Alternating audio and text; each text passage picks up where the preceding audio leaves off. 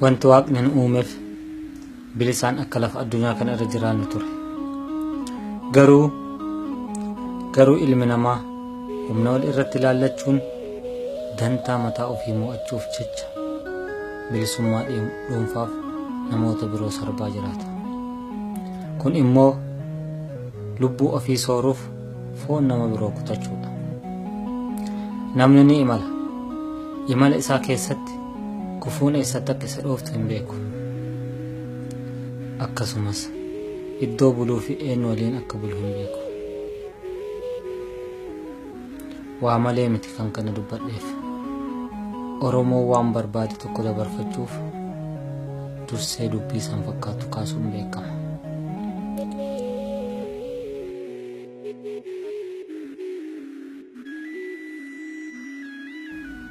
Bara jireenyaa keessatti aduun akka waan ergama siyaasaa qabattee dhufteetti sammuu namaatti gadi siixee qaama namaa baqaysitee fuuran galaana ta'ee qaama namaa dhiqa.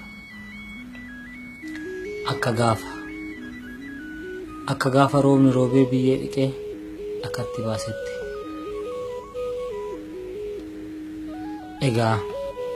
Egaa jaallan hedduun hawwiin bilisummaa foon irraa fixee lafeen cinaachaa halaalaa mul'ata. Kan carraa kana dhabanii irbaata biyyoof bineensaa ta'an garaan haadhaa halakkaa. Guyyaan kunis yaadannoodhaan dabarti.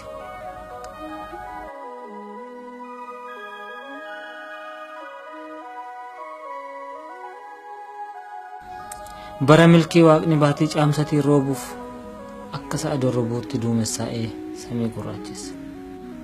Lafaan ga'uuf sagalee gegeessaa itti dhaabe. Guyyaa kana yoo roobe milkaa'ina ilmaan namaatiif rakkoo fi gadadoo keessaa baasuuf akka sa'a dorrobee dhaluuf osoo foolatee tasa du'etti roobnis roobuuf mamandi'ee qilleensa fi bubbee habomboleettii jala dha'ee ijaan warra abdiin eegaa turetti mul'ate dabre. Kunis abdii isa fuula duraa nutti agarsiise akka nuti abdii hin kutanne guyyaa lakkoofsisee darba. Qabsoon keenyas bilisummaaf yoo milkiin tures bu'aawwan hanga ammaa dhiigan ilmaan Oromootiin biqilan tokkoof lamaa miti.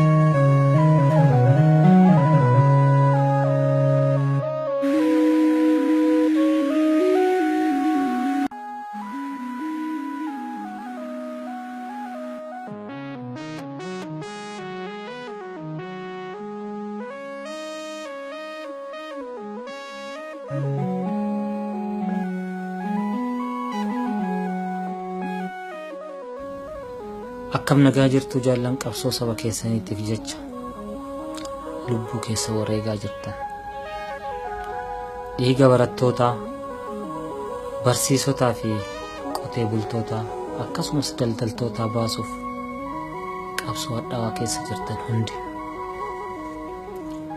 Nageenyi uumamaa akka isin waliin jiraatu abdii qaba.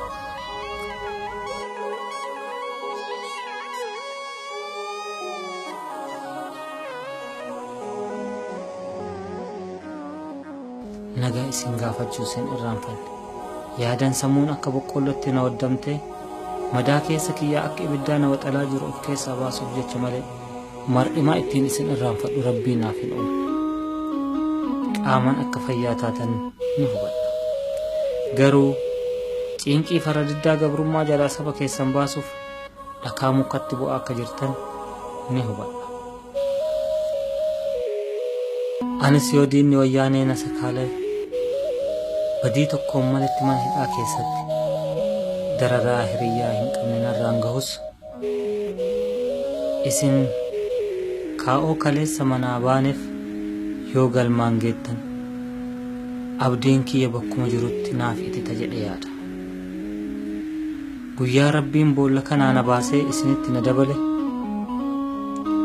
qabsoo isin keessa jirtan milkaa'inaan gonfachuuf abdiin qabu kan yoomiyyuu caalaa guddadha.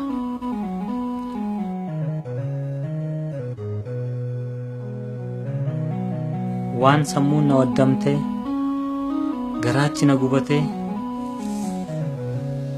onneen irratti madaan fayyuu hin dandeenye na bahe malee kun hundi gidiraa mana hidhaa keessatti bineensa nama fakkaatuun narra gahaa jiruuf akka isinitti hin fakkaanne yaa jaallan qaamni kiyya hundi laamsha'ee hojii dhaabee jira garuu diinni harkaana qabu sammuu tiyya laamsachuu hin dandeenye.